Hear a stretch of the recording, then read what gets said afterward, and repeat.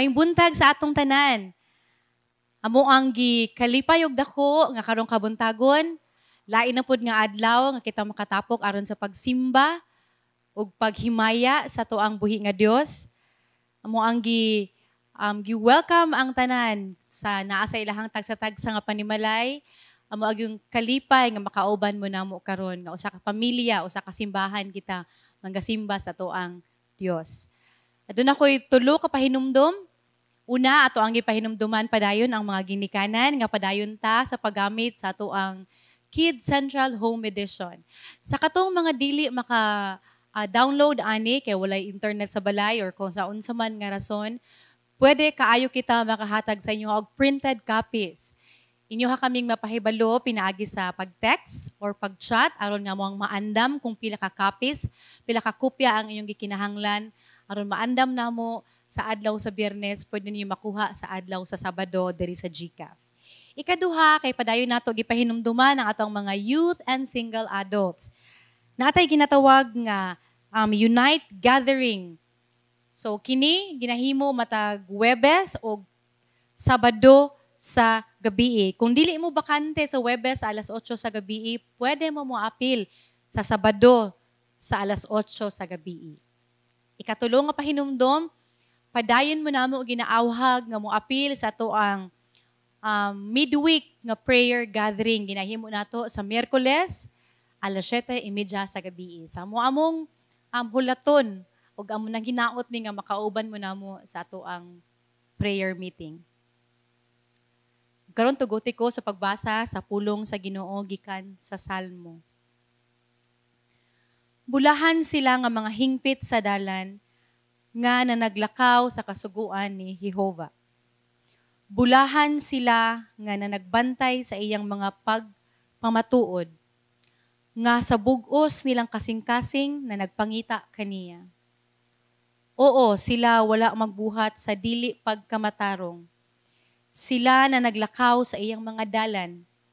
Ikaw nagsugo kanamo mahatungod sa imong mga lagda, aron among pagabantayan sila sa makugihon gayod. O hinaot unta nga mahamutang ang akong mga dalan sa pagtuman sa imong kabalauran. Unya, dili na ako pagapakaulawan sa mabantayan ko na ang tanan mong mga sugo.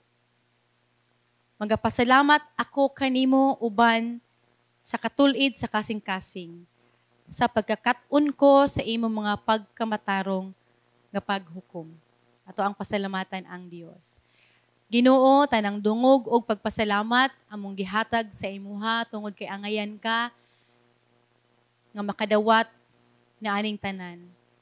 Ang amo ang panghinaot Ginoo nga ikaw magauban sa amoa karong adlaw o ginaot pa nga makahatag mi sa imo og dakong kalipay sa tanan namong pagahimuon. Kay tungod kini man ang tinguha sa amo ang kasing-kasing. Kining tanan namo ang gisalig, gipasalamatan sa ngalan ni Jesus. Amen ug amen. Ug karon manindog ang tanan ug ato ang simbahon ang ato ang buhi nga Dios.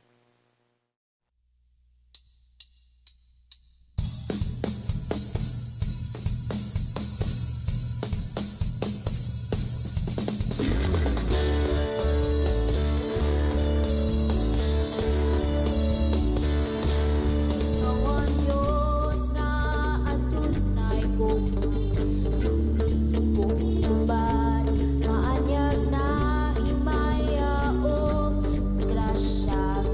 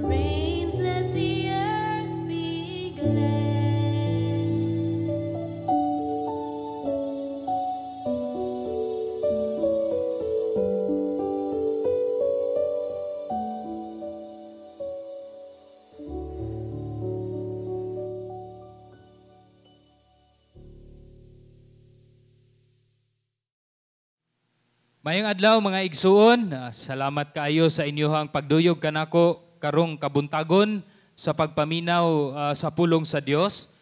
Welcome kaayo kitang tanan sa Golden City Alliance Fellowship online gathering. Akong pagampo nga ang balaang espiritu makikistorya gayud kanato samtang maghisgot kita sa ikatulong Domingo nga paghisgot sa Mateo 24. Karong adlaw naa kita sa bersikulo 6 hangtod sa 14. Ang tema nato nga I'm sure kadaghanan sa atua excited gayud tungod kay gaistorya kita og eskatolohiya or mga pagtuon kabahin sa umaabot nga mga adlaw. Ang tema nato kay ginatawag nato og ang pagpangandam, no? Samtang magtuon kita sa mga umaabot nga butang atong hinumduman nga ang dapat natong buhaton kay dili lamang sige og huna-huna sa mga butang nga umaabot, kundili mag-andam kita karon mao kana ang gina-highlight or gusto gyud nato mahitabo sa mga pagwali karong panahona. Akong basahon sa pagsugod ang Mateo 24:6 hangtod sa 14. Palihog kog ablihi usab ang inyohang Biblia ug mudungan mo kanako, muduyog mo kanako sa hilom lamang nga paagi. Bersikulo 6. Ug makadungog kamog mga gubat ug mga dungog-dungog mahitungod sa mga gubat. Pagbantay kamo nga dili kamo makuyawan, kay kinahanglan gayud kini nga mahitabo.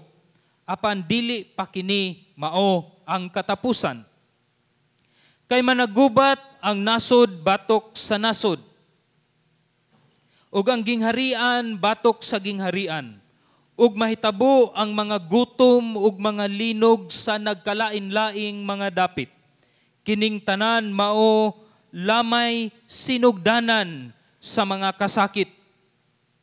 Unya ila kamong itugyan ngadto sa mga kasakitan ug ipapatay kamo nila ug pagadumtan kamo sa tanang kanasuran tungod sa akong ngalan. Ug unya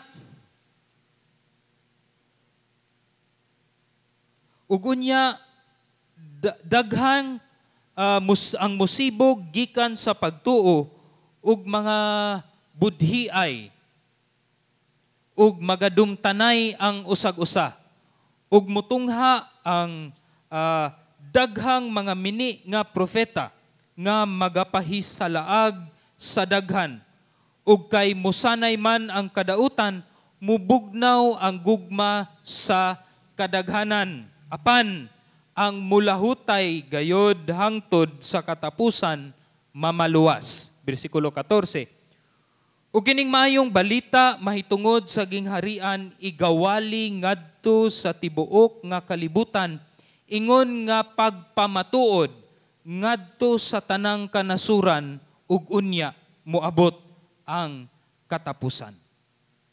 Salamat sa Dios sa pagbasa sa iyang pulong ug nang hinaot ko nga napanalanginan kita niini. Usa sa butang kabalo ko panalangin kini kanato karong panahon ilabi na sa atoa nga mga Kristohanon kay aduna kitay pinasahi nga perspektibo ilabi na sa historya sa kalibutan, specifically ang historya sa Christian Church, ang nahitabo sa Kristohanon nga kalibutan. Aduna kitay nahisulat na nga mga account kabahin sa history of the church. So unsay nahitabo sa una, no, gikan sa panahon ni Ginoong Hesus o gikan sa og nahitabo ang mga libro sa buhat ug uban pang mga panghitabo sa early church. And then at the same time aduna na pod dili pareho sa mga disipulo nga istorya lamang ni Ginoong Hesus ang ilang ginahawiran. Kita karon nahisulat na ang mga propesiya ni Ginoong Hesus sa mga propeta sa Old Testament o sa disipulo nga si Juan. Atuan na kanang mabasa, atuan na pong malantaw when it comes to the prophecy in the future. Importante kaayo ni mga igsuon kay mao kini ang atuang mga hisgutan karong kabuntagon ilabi na in the area of kining ginatawag natong mga dilubyo, no? Ang maayong balita luyo sa mga dilubyo. Mao kana ang ato ang title karong adlaw nga pagahisgutan. Now when it comes to the prophecy, ilabi na kining sa Old Testament nga mga propesiya ug kining pagpanag-an ni Ginoong Hesus ug katong sa pagpanag-an usab ni Juan Bautista, naay usa ka nature of prophecy nga makita nato nga common siya sa tanan nga mga nagprophesy. Ginatawag kini nga biblikanhong propesiya nga kung magprophesy ka or manag-an ka anang panahona, aduna kanay haduol nga katumanan aron mabati sa mga tigpaminaw. Haduol nga katumanan aron mabati sa sa tigpaminaw. And at the same time, aduna pud na siya ay kompleto nga katumanan nga mahitabo kana sa umaabot pa, no, sa future aron mabatian sa tanan nga gilangkuban ni ining propesiya. Sa Old Testament nga mga propesiya, daghan kayong mga propesiya nga nagahitabo. Aduna kadtoy haduol nga fulfillment. Aron ang katong tigpaminaw makabati usab nga propesiya gayud kato. And at the same time, aduna pug katoy daghang katumanan ilabi na sa New Testament nga maoy gilangkuban sa kadtong mga Hudeyo nga makabati gyud sila sa propesiya usab. Kining ato ang in other words, kung lantawon kini nato sa usa ka hulagway, mura kini siya og ingon ani. Nanag-an ang usa ka propeta, adunay near fulfillment nga mabati sa kadtong tigpaminaw ni adtong panahona. Ug aduna pod siya far fulfillment, which is mabati sa tanang gilangkuban ni ining propesiya. Na si Jesus karong panahona, gasugod na og paghatag og mga propesiya. No? Daghan ng pagpanag-an nga iyang gisulti. Ang mga disipulo usab, dapat sila adunay aron naay near fulfillment, makabati pud sila within their lifetime niining mga pagpanag-an ni Ginoong Hesus. Ug tinuod man kay tungod naa naman kitay record of what had happened sa mga panahon sa early church ug sa disciples, nakita nato nga tinuod gayud daghang mga false teachers.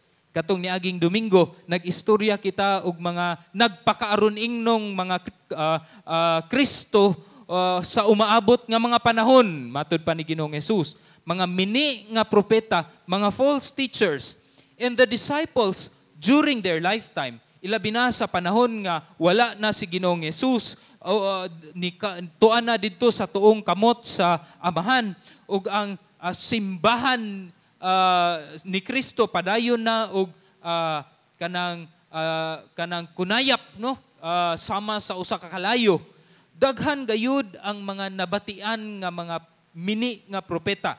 No, si Pablo didto sa simbahan sa Galacia, nakig-away siya sa kadtong mga gidugagan ang kaluwasan, no, nga naay dapat circumcision o pagpatuli. Si John the Beloved, nakigbugno usab siya sa kining gitawag nga Gnosticism. Usa ka pagpanudlo nga dili gayud haom sa gipangpanudlo ni Ginoong Hesus, nga nagtargetar siya or nag-focus siya sa nature ni Ginoong Hesus ug hilabihan ang pagpakigkumbati ni disipulo nga Juan niini. Si Pedro usab ug si Jude nga igsuon ni Jesus also had to battle heresies, mga heresiya sa nagkalain-laing mga simbahan nga ilahang gipangsulatan. In other words, kaning mga false teachers nga gipanag-ana ni Jesus sa atong pagwali ni miaging Domingo, nakatilaw ang mga disipulo niini isip near fulfillment. Apan kini, padayon ni siya, nagapadayon ang mga propetang mini mga nagpakaaron ingnon Kristo nga even karon haom gihapon ang pagpanag-an ni Jesus tungod sa ilahang kadaghan. Nakaron mutubag na pod si Jesus or mudugang si Jesus ug lain nga pagpanag-an. Ug kini nga pagpanag-an naglangkob karon og mga dilubyo. Ato anang nabasa ganina kining mga dilubyo nga umaabot. Mubalik sa tagamay. Hinumduman nato nga si Kristo karon naa didto sa bukid sa mga olibo kauban sa iyang mga disipulo ug aduna sila'y hilabihan kapatsada or maanindot kaayo nga panantawon diha sa templo. Naa ang mga disipulo ug miduol kaniya ug nangutana aning tulo ka pangutana. Tug-ani kami, Jesus, kanus-a man kini mahitabo ug unsa man ang ilhanan sa imong pag-anhi sa pagkatapos sa kapanahunan. Padayon ang pagtubag ni Jesus niining mga pangutana diha sa bersikulo 6. Katong Domingo ang iyang pagwali kay pagbantay kamo sa mga nagpakaaron ingnon Kristo. Karon ang pagwali ni Jesus kay naglangkob sa mga dilubyo nga mga umaabot. Adunay duha ka kaklase nga mga dilubyo ang gisulti ni Ginoong Jesus niining panahona. Ug ako kining gihulagway sa kadtong sa in English pa nga naa sa verse 8 kanang birth pains. Dinhi manggod ang gisulti nila kasakit. Siguro kung ang sakto nga Bisaya ni ana kay gabati, no, birth pains, gabati. So adunay duha ka klase nga dilubyo nga moabot sa mga Kristohanon nga gihulagway ni Ginoong Hesus. Una ni ana kay ang sinugdanan nga pagbati or sinugdanan sa pagbati, no? Naa kana sa verses 6 to 8 nga adunay sinugdanan sa pagbati.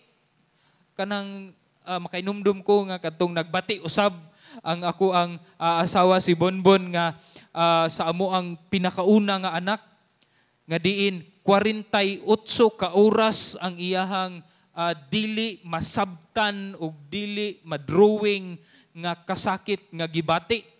Unya ako usab tungod kay dili nako mahulagway ang iyahang gibati, dili pud nako mahulagway ang ako ang panghuna-huna ug unsay ako ang buhaton. I felt so helpless during that time. Ang ako na lang yung mabuhat is to be there. 48 ka oras wala usab tulog kauban kaniya. Apan naay sinugdanan niini. Hinay-hinay nga mga kasakit, hinay-hinay nga mga pagbati. Gihulagway kini ni Jesus isip makadungog kamog mga gubat ug dungog-dungog kabahin sa gubat. Ug ang klase nga pagsulat ani ni pagsulti ani ni Jesus sa Griego kay padayon permente nga gubat, padayon ug permente nga dungog-dungog sa gubat.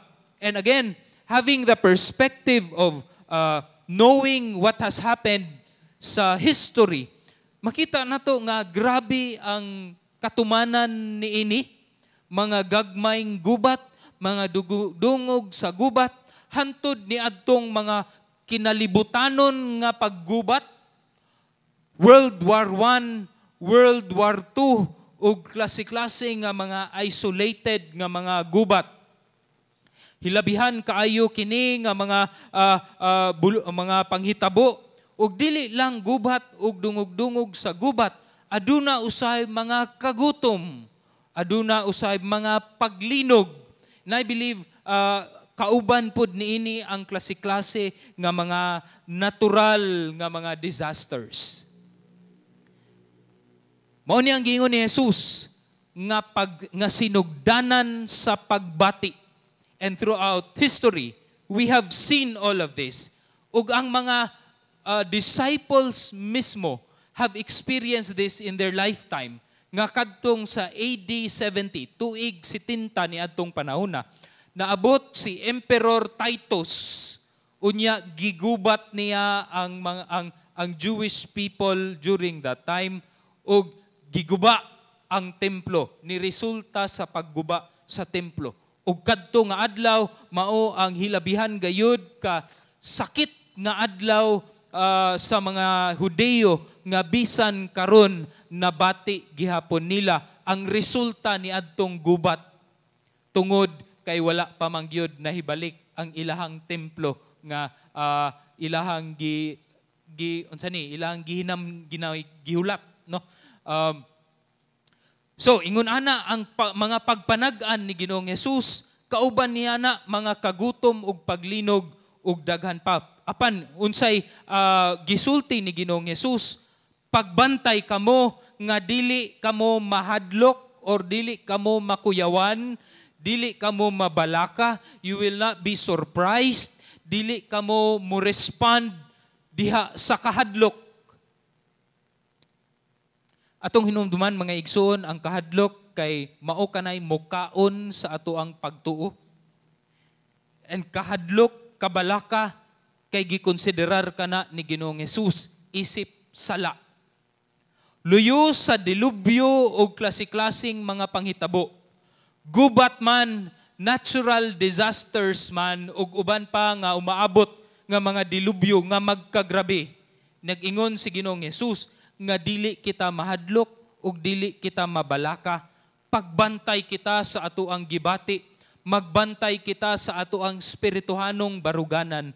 Kay kung sa panahon nga moabot kini, pareho sa panahon nga niabot ang mga dilubyo sa atong mga kababayan sa Luzon, dapat ang ato ang spiritual stance andam na nga dili mahadlok, kundili padayon ang pagsalig, padayon ang pagkinabuhi nga balaan diha kang Ginoong Hesus. Mao kana ang una nga beginning of the birth pains, sinugdanan sa mga pagbati. Nay ikaduha usab nga future sufferings nga mahitabo kini sa kinatapusan na gayud, kay mauman kana ang klase sa birth pains. Before manganak, naa gayud didto ang hilabihan gayud nga kasakit. Ug dili lang ako gaingon ana, ang akong asawa mo iniingon ana nako, kay di man ko kabalo kung unsa nang birth pains. Apan before nga mugawas gayud ang bata, or in this sense niini nga konteksto, before gayud nga mubalik si Ginoong Hesus at the end of age, adunay kinatapusan sa pagbati. Dili ni siya pagbati, kundi pagbati or kasakit, labor pains and birth pains. Adunay daghang mahitabo sa kinatapusan at the end of the age before the coming of the Lord Jesus Christ, ug ginatawag kini siya nga hilabihan nga mga kasakit or the great tribulation nga makita usab nato sa libro sa pinadayag ni Juan Bautista. Adunay daghang mahitabo, adunay pisikal nga mga paglutos. Si John MacArthur would call this a desecration, tungod kay ang mga holy people of God will be desecrated or mapakaulawan, ipadakop or maaresto matud pa sa niining bersikulo 9. Dili lang mapakaulawan, dili lang kanang dakpon, kundi pamatyon gayud ang mga matuod nga magtotoo ni Ginoong Hesus, which is why John MacArthur calls this as a desecration, no? Ang mga balaan nga mga katawhan sa Dios, pagapatyon, pakaulawan, pagadakpon. Dili lang kana, aduna usab pagtraidor sa mga kauban, or we call also this in English as defection.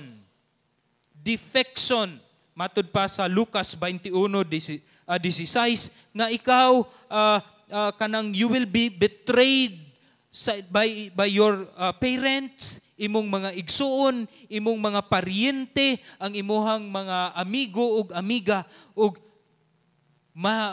they will cause or mahimo kanang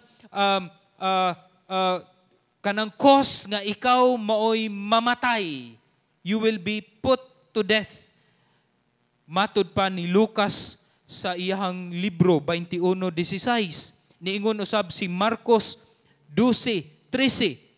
Ang usa ka igsuon mahimong i-betray ang iyang usa ka igsuon ngadto sa kamatayon. Ang amahan, iyang anak, ang mga anak will rise up against their parents, laliman ka, and shall cause them to be put to death. Pagtraidor sa mga kauban. And again, a question will be asked, kinsa maning mga kauban? Mao ba kini kadtong mga tinuod ba ni sila nga mga followers ni Christ? Well, the answer is a big no. Sa sugod, mura sila kunuhay og Kristohanon, nag-apil-apil sa fellowship, nag-apil-apil sa pagsimba, apan sama sa giingon sa 1 Juan Kapitulo 2:19, nga dili gayud sila kauban kanato in the first place, kay nahanaw or nawala man sila. They were never a part of us, kay sila nihanaw man or ni traidor man kanato. Maupod ka na, no? Importante kaayo na nga ato ang pagahinumduman. Dili lang ang pagtraidor sa mga kauban, mga igsuon, padayon usab ang mga sayop nga pagpanudlo. Dili gyud di ay ni mawala kining mga sayop or mga nagpakaaron ingnong mga Kristo. Dili mawala ang mga propeta nga mga mini nga bisan nga giingnan na sila sa church history nga mga heretics, apan padayon gihapon ang klase sa ilahang pagpanudlo.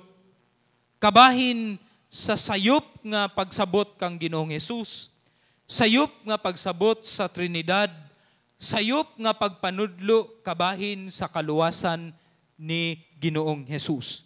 So dili mawala mga igsuon, that is what we call deception. Ug daghan ang mailad kanila. Daghan ang mailad kanila. Ug ang ikaupat, mao ang pagtalikod sa katilingban or the community or the world, the culture, the government, palayo sa Dios. Palayo sa Dios. Nag-ingon ang bersikulo nga nianang panahona ang mga gugma sa tawo mahimong mabugnaw. Mabugnaw ang mga gugma sa mga tawo. Unsa may hulagway niana. Nag-ingon ang ikaduhang Timoteo Kapitulo 3 nga ang mga tawo will be lovers of themselves. Mahimo silang disobedient sa ilang mga amahan o ginahan. Mahimo silang covetous, mga bit, mga hambugiro, mga blasphemers. Dili kabalo mo pasalamat, dili balaan without natural family affection, walay pagigugma sa isig ka pamilya, ug daghan pa truce breakers, false accusers, incontinent, fierce, despisers of those that are good, mga traidor, mga lovers of pleasure, mga gusto lamang ang mga kahilayan niining kalibutana, wala na ang paghigugma sa Dios. And the love of many will grow cold because they love pleasure. Mao kini ang gisulti gayud ni Ginoong Hesus niining mga panahona. And we see this. You know, the social media has caused many blessings to us. Tungod niining mga social media o ang internet, we are able to do this kining mga pagwali. We are able to connect to our beloved families, bisan og naa sila sa layo nga mga lugar. Makadungog kita og mga pagwali sa mga tawo nga gigamit gayud sa Dios, ug mga pagpanudlo sa mga katawhan nga sa Dios nga kadtong sa una pa nga namatay na karon. This has been a blessing to many of us. But yet, makita pud nato ang usa-usab ka kaning dilubyo nga gidala niining ato ang mga social media. The compassion of the people karong mga panahon kay hilabihan na kagamay. Makakita sila picture sa usa ka lugar nga gibahaan. Uy, kaluoy, like, or unsa pa, comment, gamay, unya, scroll up na dayon o lahi na pod nga klase nga pagbati.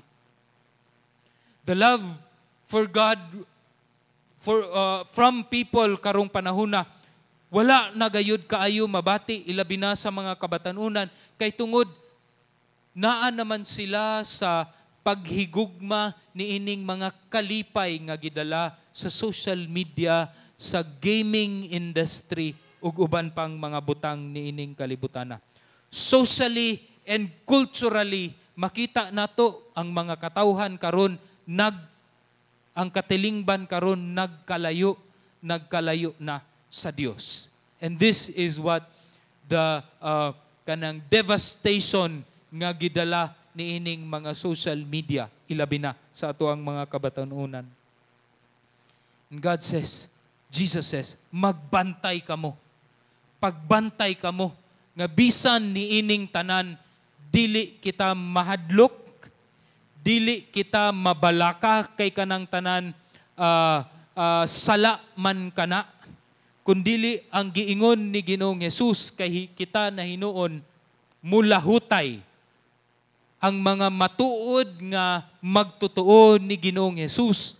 Dapat kita mulahutay kay mauman kini ang pinakailhanan gayud kung ang imuhang pagtuo kang Ginoong Hesus matuod, tinuod, dili piki, dili mailad sa mga propetang mini ug uban pang klaseng pagpanudlo, kundili mulahutay kita sa unsa mang paagi duha ka butang.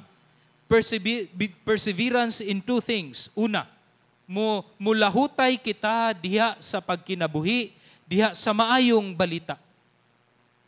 Perseverance in the gospel, living out the gospel.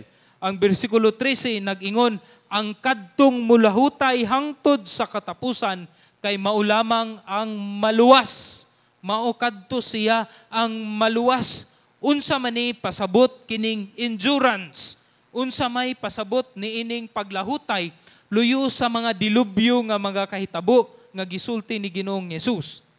Akong isulti ang dili mao nga paglahutay. Una, dili kini paglahutay nga gamiton lamang nato ang atuang mga kabright ug kaisog aron mulahutay kita sa mga dilubyo nga ihatag or moabot niining kalibutan.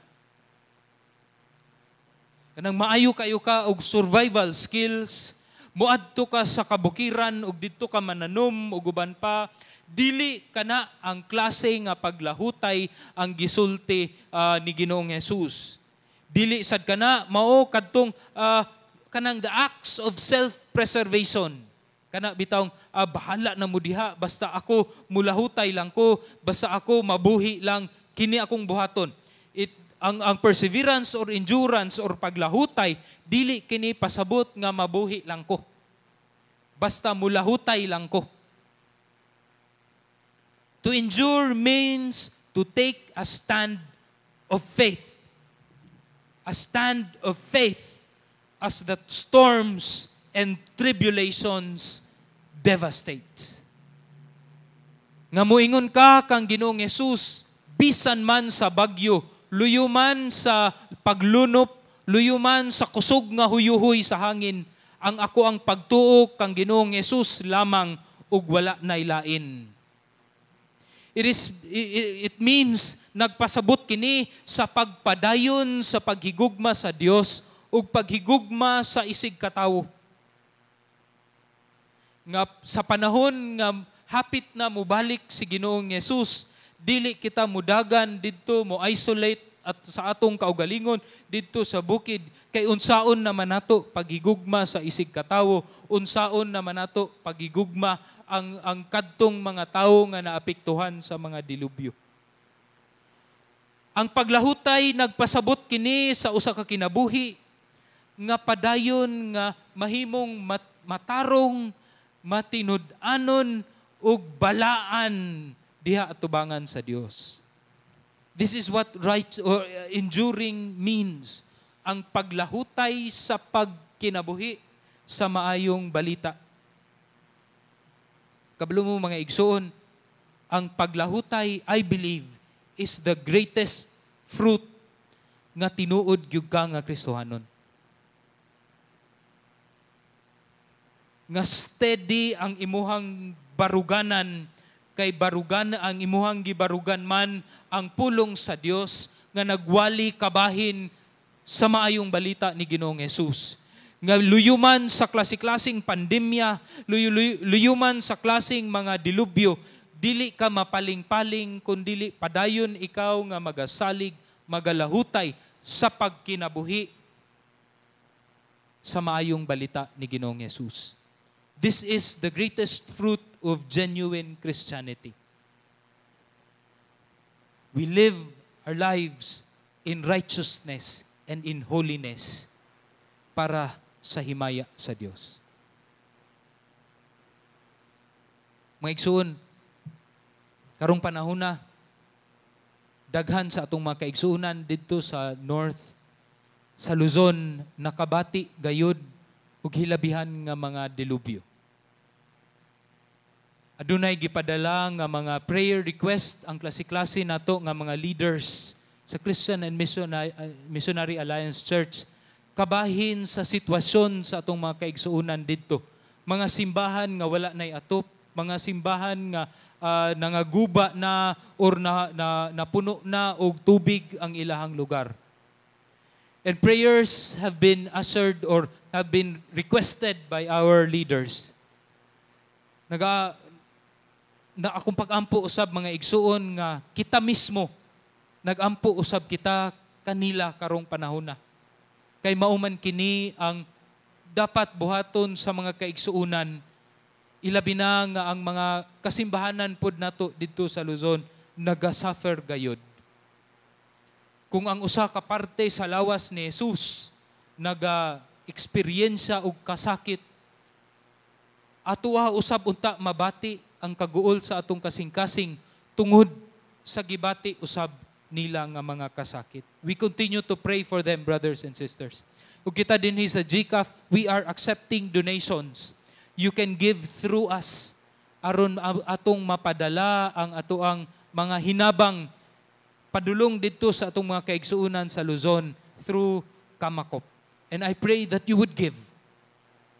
Kay sa panahon usab nga kita na pod ang maka-eksperyensya og mga dilubyo, kini na pod mga kaigsuunan nato nga wala ta nakaila. Kabalo ko nga gamiton pod sila sa Dios aron mutabang usab kanato.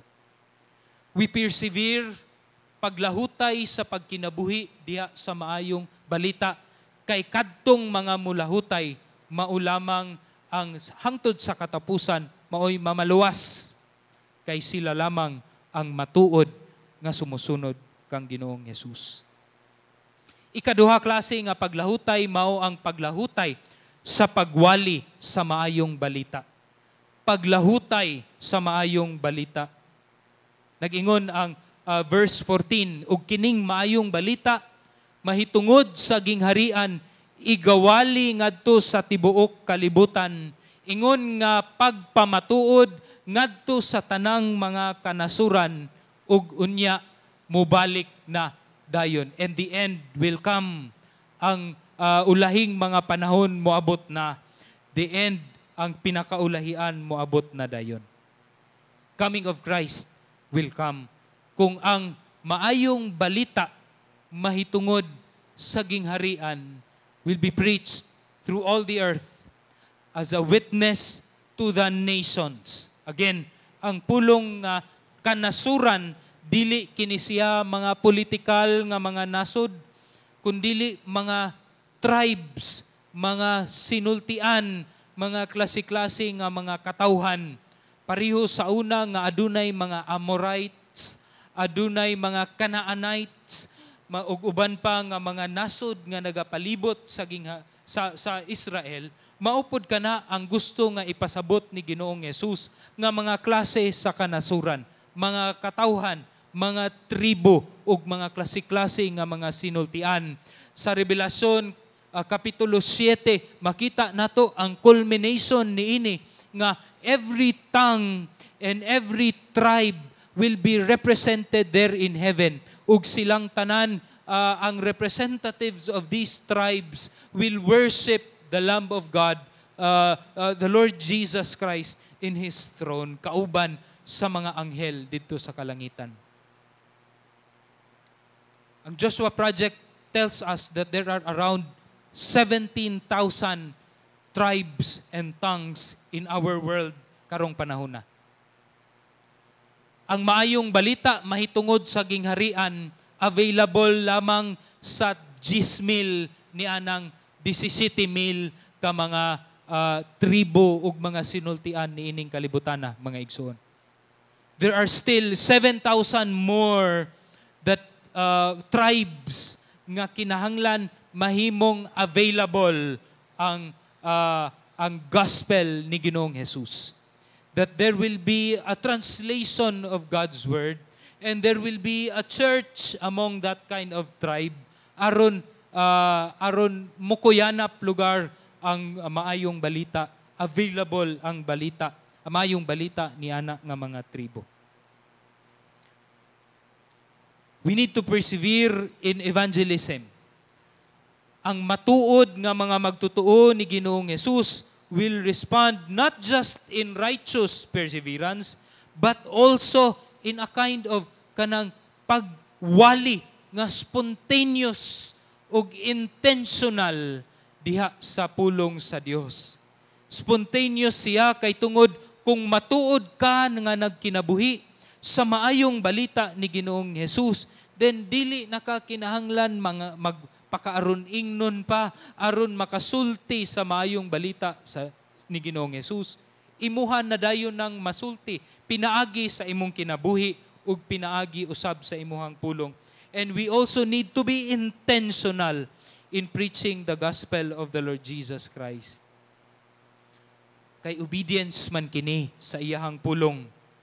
Sa command ni Ginoong Hesus, you go and make disciples of all nations, baptizing them in the name of the Father, the Son, and of the Holy Spirit, and teaching them all that I have commanded you.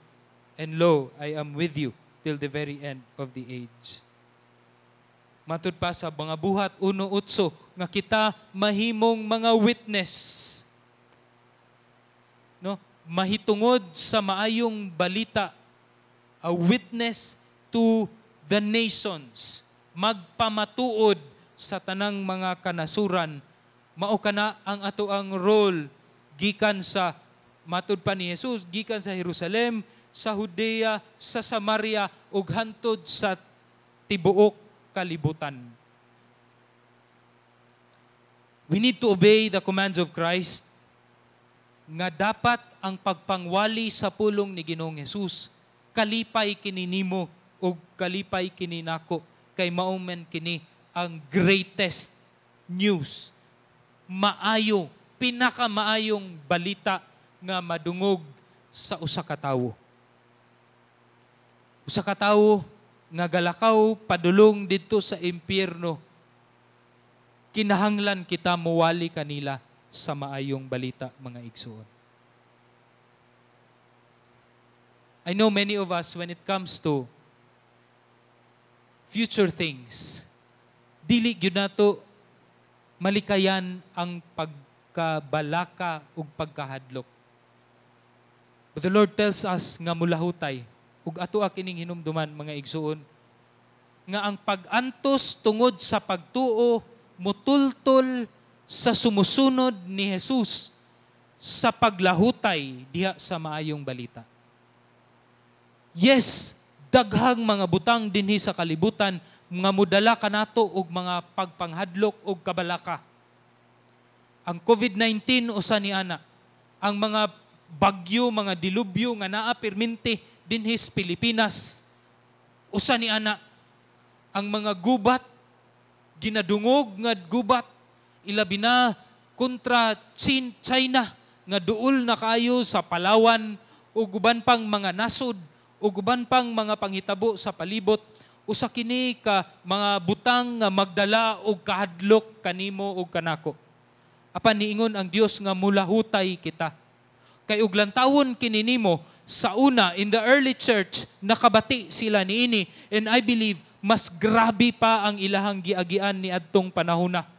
Kay dili lamang sila kastiguhon pinaagi sa pagbiay-biay sa baba nga kasagaran nga ginabati nimo og nako karon tungod sa atuang faith, but before they would really die for their faith. Ipakaon sa leon, pagaputlan og ulo, ituslob sa kanang nagbukal-bukal nga oil ug uban pang klaseng pagtorture. And for 300 years, the Christians before have experienced that. Right after the disciples, even ang mga disciples, they were the first ones to experience og mga pag-antos that cost them their life. This is what Jesus said. Nga mapakaulawan ka sa mga kanasyonan, ipadakop ka sa mga katawhan, pagapatyon ka sa mga katawhan tungod sa imuhang pagtuo kanako. But the early church did not give up. Wala sila nahadlok sa ever-present danger. Kabalo ba mo nga naay mga espiya na ni adtong panahona nga ginapadala ang mga Roman Empire? Espiya aron lang matultulan kung asa ang sila nagasimba. Usually at that time they would gather at the catacombs, very elaborate nga mga caves and catacombs underneath the city, sa ilawom sa syudad. And there are many spies nga gusto gyud nila pangitaon asa man to dapita. But the early Christians, with the grace of God ug ang wisdom sa Ginoo, God has given them strategies in order to avoid. One of that is the area of the symbol of Ictus. And I've told you this before, but it's just an amazing story of how God has worked through their lives. Ang simbolo sa Ictus, mura siya og usa ka isda, duha lamang siya ka curve. Apan lawom kaayo ang pasabot ni ana. Aduna kanay mga letra nga nagpasabot og Greek letters, iota, chi, theta, epsilon ug sigma. These letters represent the words of their faith. That is Jesus Christ, Son of God, Savior. So every time kung naa lugar usa ka espiya nga muduol dito ug mangutana nga, Brad, Christian ka, Brad? Gusto ko mo simba sa inyo ang simbahan.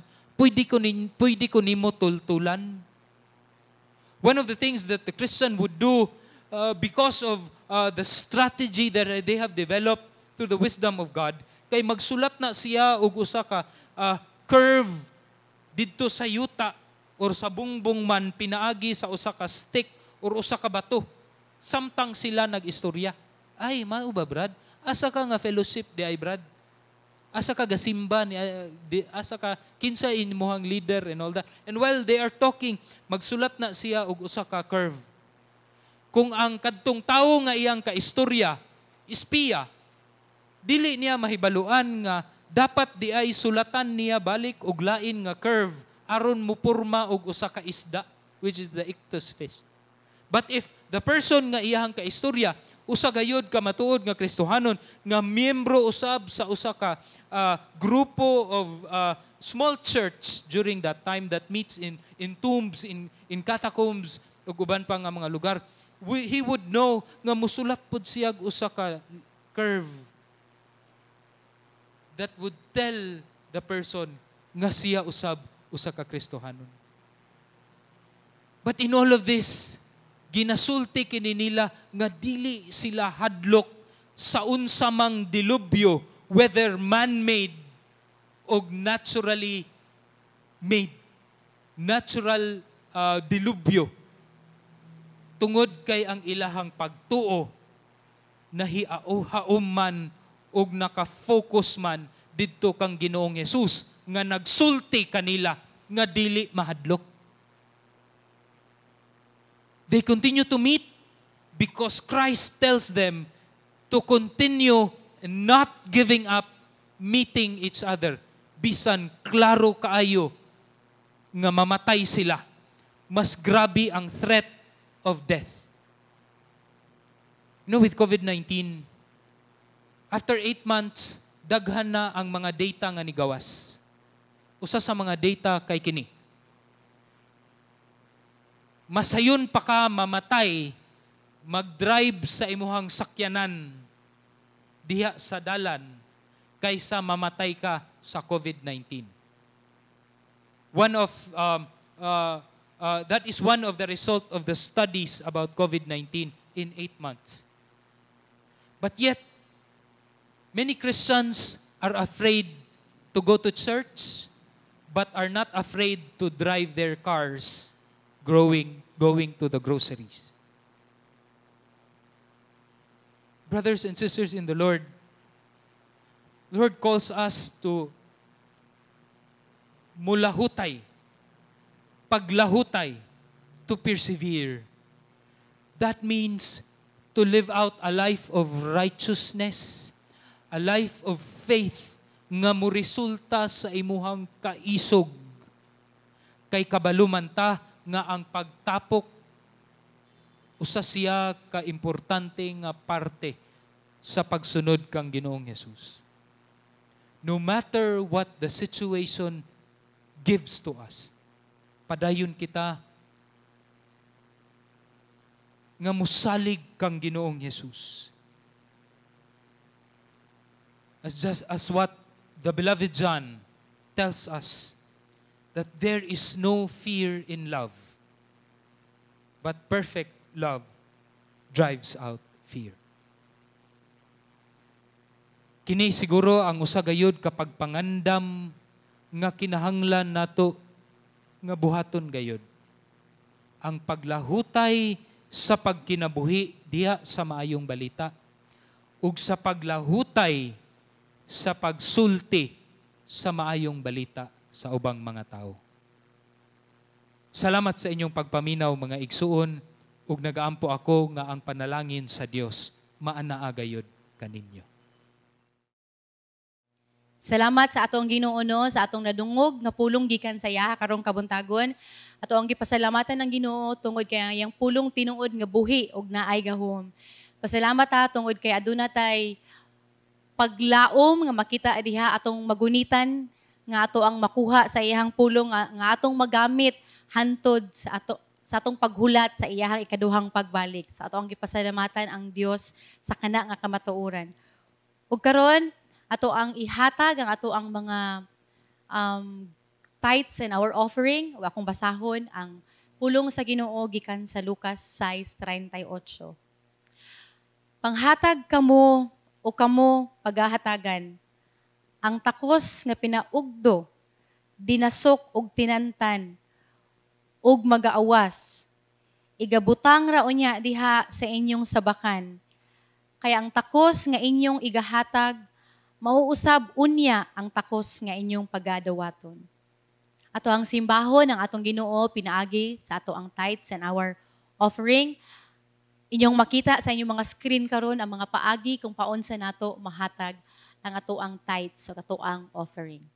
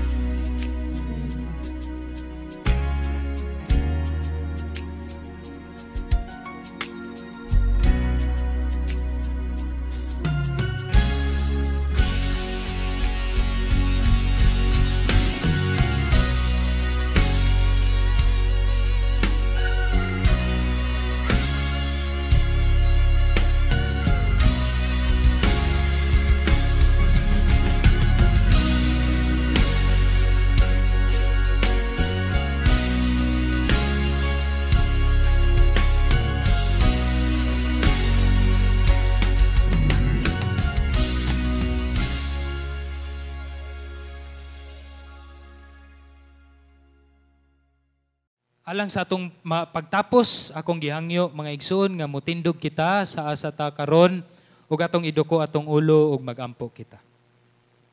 Salamat o Dios sa imong pagpanudlo kanamo karong adlaw. Salamat kay ikaw gayud amo ang Dios nga kanunay nga matinumanon ug matinud-anon sa tagsa-tagsa namo kakinabuhi. Ginoong Dios, imuhang nakita nga sa matag adlaw o Dios, amo ang nagakabati ang imuhang pagpanag-an, Lord, diha sa imong pulong sa Mateo 24. Ang akong pagampo o Dios nga ikaw gayod magalihok sa tagsa-tagsa kakinabuhi sa imong mga kaanakan dinhi sa GCAF. Nagaampo kami o Dios, nagaampo ako o Dios nga you would cause us to live a life of courage tungod sa amo ang pagtuo ug pagsalig sa imuhang pulong. Nagaingon ikaw nga dili kami dapat mahadlok kundi dapat mosalig kami hinuon kanimo Ginoong Hesus. Tabangi kami nga makinabuhi kini namo kay daghan gayong mga dilubyo ang nagakahitabo sa amo ang kalibutan karong panahona. Tabangi kami o Dios nga mulahutay sa amo ang pagtuo, pagsalig ug pagwali kabahin kang Ginoong Hesus. Ug karon mga igsuon dawata ang benediksyon diha alang sa panalangin kanimo ug sa imuhang pamilya.